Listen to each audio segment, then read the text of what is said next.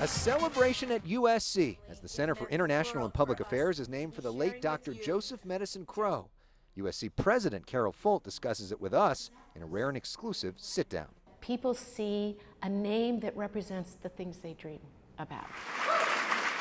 In 2009, then President Obama presented the Native American historian, war chief, and USC grad the Presidential Medal of Freedom. On this day, a Native American color guard is on hand, as is Dr. Medicine Crowe's son, Ron.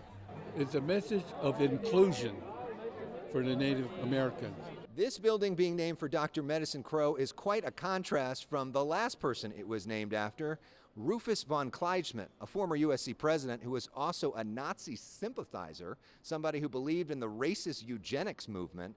A man that represented division and hatred. LA mayoral candidate Rick Caruso is currently chairman of the board at USC. And now this building represents what the best of America is.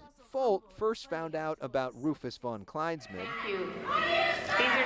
when students protested during her inauguration as USC president. This is a real example of where student protest brought attention to something that needed to take place. We have changed that name and started a new journey. The president-elect, Dr. Carol Folt.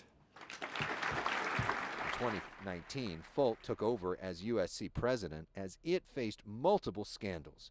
University gynecologist George Tyndall accused of years of inappropriate sexual behavior, and a college admissions scandal with university officials accepting bribes to let students in. Put in the guardrails, the professional management, the HR practices that really were not, if they were there, they were failing. Do you think there was a cultural problem at USC before you stepped in?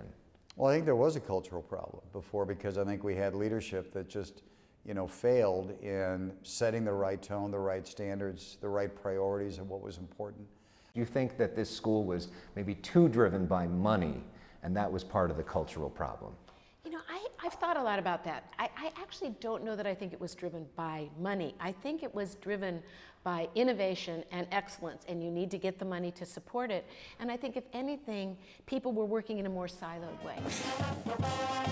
Folt is USC's first ever female president and says she's often been the only woman in many rooms throughout her life, so she's had to learn to be her own person. Our difference becomes our greatest asset because we're not afraid of it.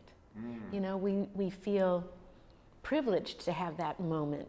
And what we want to do is just make sure it's easier for everybody else that comes behind us. In Exposition Park, Alex Michelson, Fox 11 News.